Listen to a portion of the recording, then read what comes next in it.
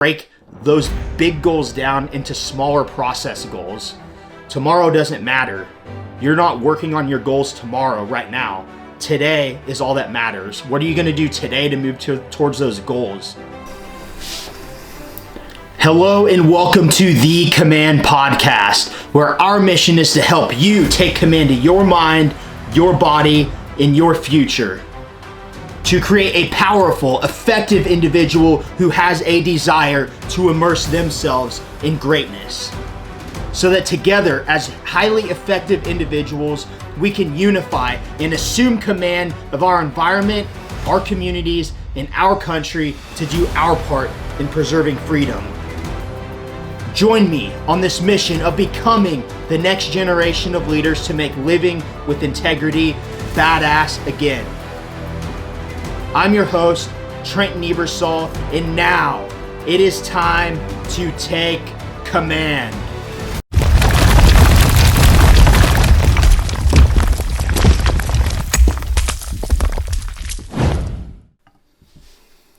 This is the Command Podcast number 39, and today I want to talk about cultivating self-discipline over emotional dependency.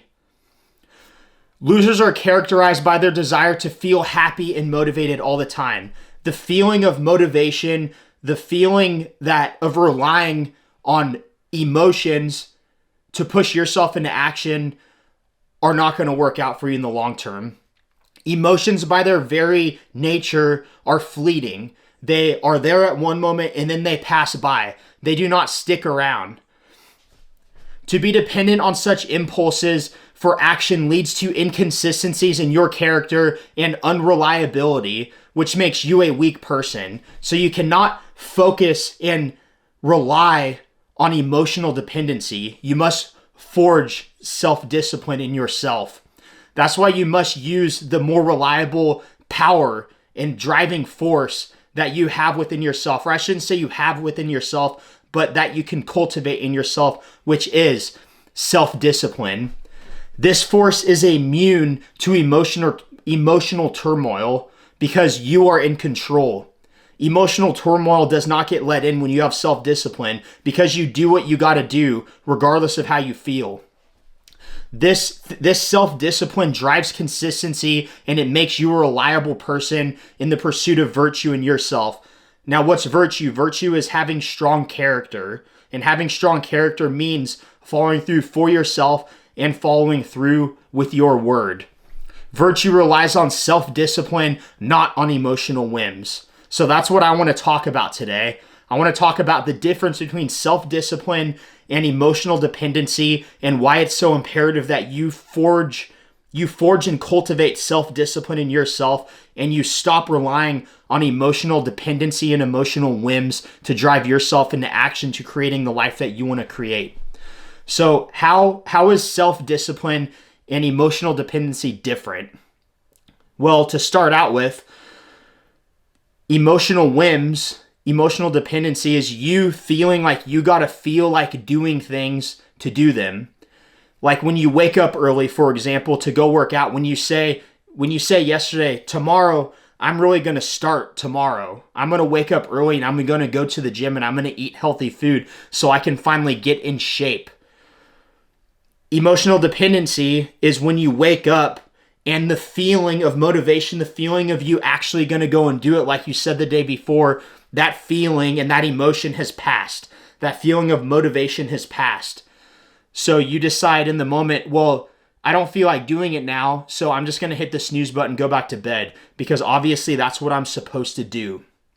So what about like New Year's? We're still towards the beginning of the New Year's. I'm really going to do it this year. I set the same resolutions last year as I did this year, but this year I'm really going to do it. And you're motivated towards the end of the year. And you start setting resolutions because you get a fresh start on January 1st. Well, what happens on January 10th when you wake up and you don't feel like doing it anymore? You've been working out for 10 days now and eating healthy, but you've only lost a few pounds and you don't see much of a difference in the mirror. Well, if you rely on emotional dependency and the feeling of motivation, you're going to be quite likely to quit at that point. But the fact is that you're going to have to stick with it a lot longer than that to see the results. And that is what requires self-discipline. So moving on to self-discipline, we got emotional dependency, right? It's feeling like you have to feel like doing things in order to do them. That is a lie. That is your inner critic poisoning your brain. That is your inner critic trying to get you to be average and stay the same person that you are right now for the rest of your life. Fat, lazy, broke, whatever that might be. That is what emotional dependency and expecting to feel like doing it and expecting to feel motivated all the time will get you in your life. So moving on to self-discipline. Self-discipline is what will get you what you want. Self-discipline is what will get you the body that you want, the six-pack that you want, the muscles that you want, the high energy levels that you want, the bank account that you want, the house, the finances, the freedom, the relationships that you want, the career, the business. Those things will not be acquired, at least to a high level, without self-discipline. So what is self-discipline?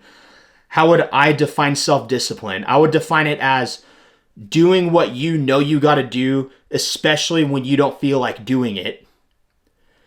When you say you're going to get up and work out 5 days a week, you get up and you work out 5 days a week, even if you're tired, even if you're sore, even if you don't feel like it when that alarm clock goes off.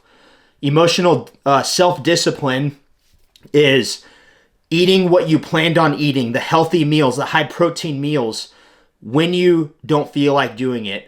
When you had a long day at work, when it's 8 o'clock at night and you're not going to get home until 8:30 to start cooking. It's going home and eating what you planned anyways rather than hitting the drive-thru or getting a takeout pizza.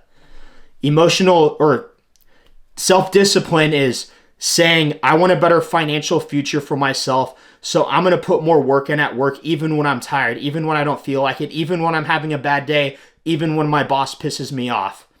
It's about saying, I'm going to put away 20% of my income and invest it into a mutual fund, or I'm going to put it to the side to invest in some kind of cash flowing asset like real estate or buy gold and silver. I'm going to put 20% of my income to the side, save it so that I can invest it to make a better financial future for myself and my family, and then doing it. Taking the money out first and doing it before you go out and spend it on things that you want. That is self-discipline. So, emotional dependency is only doing things when you want to do them, which is going to lead you to maybe getting some results, but then relapsing back to where you were before and even going backwards. It is never going to push you forward to creating a life that you can be proud of for the long term. Self-discipline, on the other hand, will. So you need to cultivate self-discipline in order to make the things happen in your life that you want to make. And self-discipline is also immune to emotional turmoil because it does not matter how you feel in the moment. It doesn't matter if you're having a bad day. It doesn't matter what's going on in your life. Your external circumstances don't have control over it. You have control over it because you are in command, because you decided to take command of your life and forge those traits within yourself. So, cultivating self-discipline. Let's talk about what it takes to cultivate self-discipline. You must have clear goals set. You must know where you want to go. You must have a compelling vision for your future. Now, they must be achievable, they must be attainable, and they must matter to you. So not only where do you want to go, but why do you want those things? You want to get in shape, right? Well, when that alarm clock goes off at 4 a.m.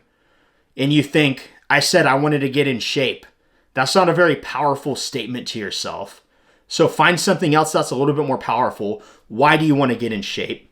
Well, I want to lose 40 pounds over the next 3 or 4 months so that I could be more capable and I could go play with my kids if you're a parent without feeling like a handicapped fat person.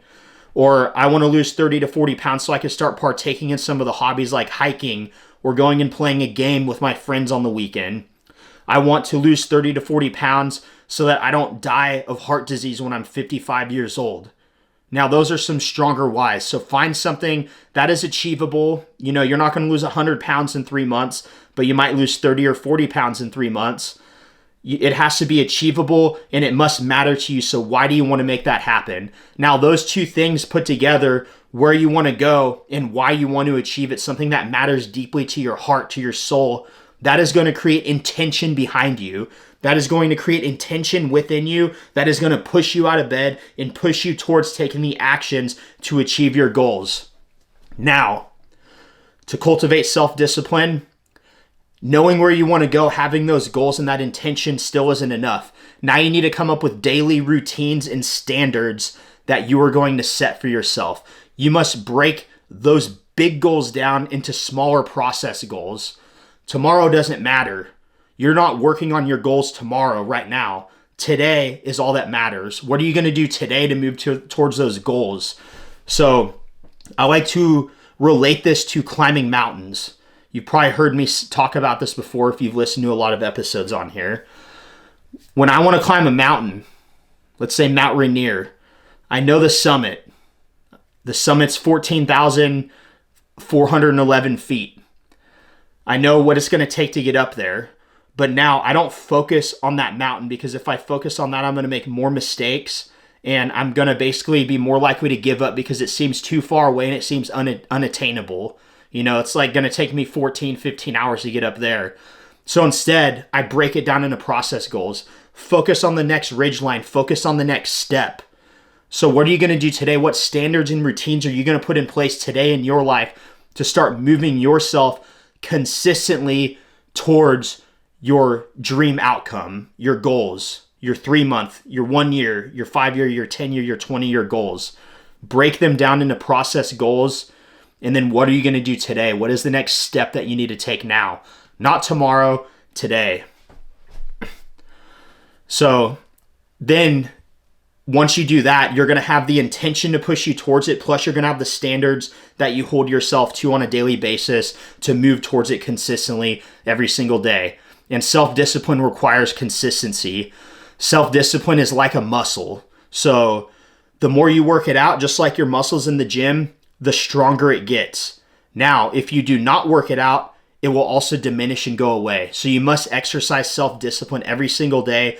And as you exercise it, it gets stronger, which makes it easier. If you do not exercise it, you lose it and things get harder. So keep doing it. So how do you overcome some of these challenges to cultivating self-discipline in yourself? Common obstacles are things like procrastination and distractions in your everyday life. One of the big ones is cheap dopamine hits and vices. Things like alcohol, drugs, porn, scrolling social media on your phone, watching TV and movies.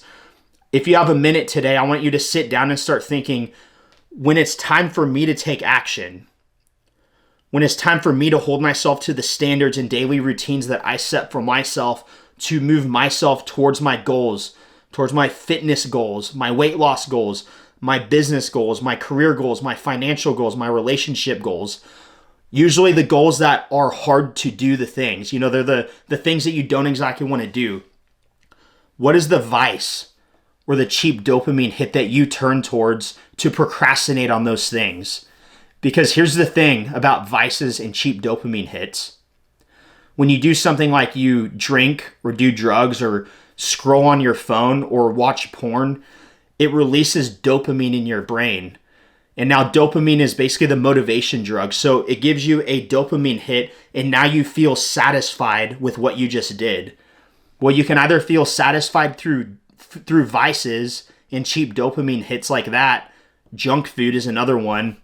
Or you can feel satisfied by progressing towards your goals and being in the process, in the pursuit of creating a future to look forward to for yourself. So I recommend sitting down and writing down, what do I turn to when it's time to take action, when I don't feel like taking action?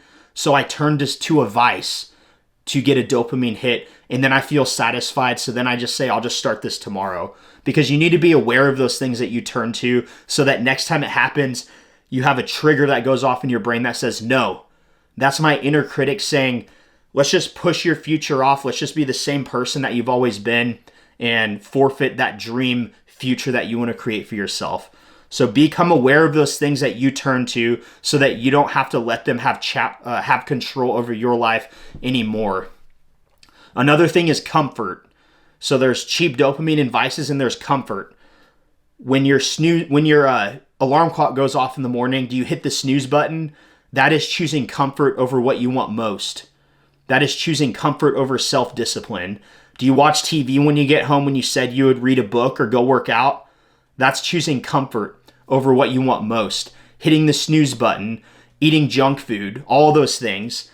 It is choosing comfort food, staying in your comfort zone over what you want most. So you must want what you want most over what you want right now, which is the vices, cheap dopamine, and comfort. So choose wisely and make sure, like I said in the last segment where I was talking about having a strong why behind what you want, behind your goals, make sure that's strong enough so that in the moment when you have to choose between comfort or vices, you can choose what you want most instead of those things. It's choosing what you want most, your dream outcome, your dream future, your compelling vision for your future that gets you excited over what you want right now. All right, so let's move on to the next section of forging self-discipline in yourself.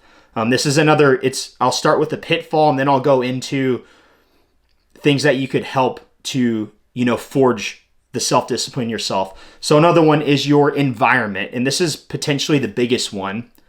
Your environment. We've all heard, you're the average of the 5 people you spend the most time with. So look around at your environment. Who are you hanging out with? Are they adding to your life or are they subtracting from your life? Are they energy adders? Are they adding energy to you when you're with them, or are they energy suckers? Because if you want something new in your life, you're going to have to distance yourself from the people that might be holding you back, the people that want to go out and drink on the weekends and eat pizza every weekend. Because unfortunately, to get to the goals that you want to get in your life, you cannot do good all week and then just cut loose and drink and eat whatever the hell you want all weekend. You will go backwards. You can do good all 5 days, and then 30% of the time on the weekends, you just cut loose. You're not doing good. So you need to start looking at the people you spend the most time with and say, are they adding to me? Do they have similar goals? Are they working towards bettering themselves, or are they just draining me of my potential? So you need to set your life up to where you are creating an environment that fosters growth. And now, if you want to join a community like that, I have a Facebook group, Take Command of Your Health and Fitness for Busy Blue Collar Men Facebook group. You could go in there, and I'm working on building a community of like-minded individuals who hold each other accountable, and we're all raising the bar on each other so that we could do better. That is what it is to be part of a community and have others holding you accountable and lifting you up to do better in your life. So the role of accountability, there's 2 types of accountability. There's personal accountability, which is a form of self-discipline, and there's being accountable to others. So you must form personal accountability in order to create self-discipline and make things happen in your life. So personal accountability is being aware of where you're at and where you want to go, and knowing what you got to do and doing what you got to do to get there. So being personally accountable is following through for yourself, which is also self-discipline. Now, if you don't have personal accountability and you're not following through for yourself right now, then maybe you could go out and find somebody else that wants to do good for themselves, is on a similar path as you of personal growth, somebody who is not that person that goes out on the weekends and wants you to drink with them every weekend, and you could be accountable to them. Maybe it's a spouse, a friend, a family member that's doing good, or a personal trainer or a coach. You could look for those people that are going to hold you accountable, that will help you cultivate personal accountability within yourself to forge self-discipline. So, discipline will improve your character. Discipline improves your virtue. So, if your virtue is character, you have to have discipline in order to have good character, because you have to build respect within yourself, and nobody else is going to respect you until you respect yourself. So, you must forge this type of discipline within yourself that I'm talking about here. And it's just part of being a good person. If you have self-discipline, other people can rely on you. You can rely on yourself, and you're going to have more character. You're going to live with standards and values that you hold yourself to, that you do not forfeit for personal gain or comfort, short-term comfort. So this is stuff that you got to get. So in this podcast so far, we're coming to the end. I'm going to wrap it up here. But in this podcast so far, I've covered the difference between self-discipline and relying on emotional whims, the feeling of motivation. And the difference between that is self-discipline is doing what you got to do no matter how you feel in the moment, no matter how much you don't want to do it, to move towards your goals. Emotional dependency is thinking that you always have to feel like doing it or feel motivated in order to do it. So then when you don't feel like doing it, which is the majority of the time, you don't do it, which leads to you getting fatter, broker, and further away from who you want to become in the life that you wish to create. Then I talked about how important it is to setting goals, knowing where you want to go, having a strong why and reason for attaining those goals, to put intention to drive you out of bed and to drive you into action towards becoming the person that you want to be.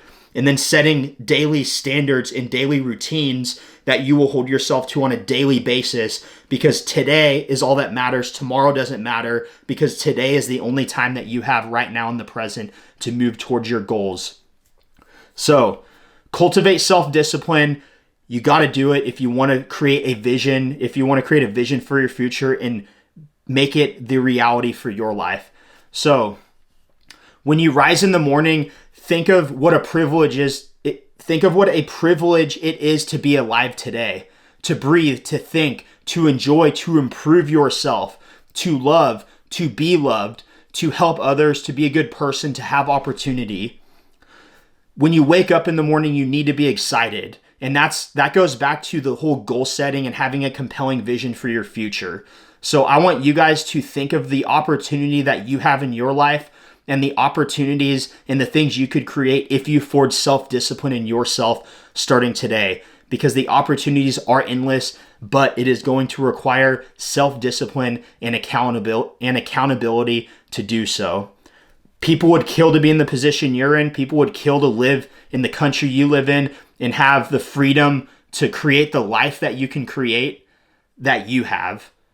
So capitalize on it, become disciplined, and start taking action towards the version of yourself that you know you were born to become. So thanks for watching, guys. That's what I got for you guys today. Please help me get the message out. Anybody who might resonate with this podcast, this message, please like and subscribe on the podcast that you listen to. Like and subscribe this video on YouTube. Please help me spread the word, trying to get a good message out, and I need you guys to help me do it. I'm not running ads or anything like that, so I need you guys to help me get the word out. So until next time, join me on this mission of becoming the next generation of leaders to make living with integrity badass again. I'm your host, Trent Niebersall, and now it is time to take command.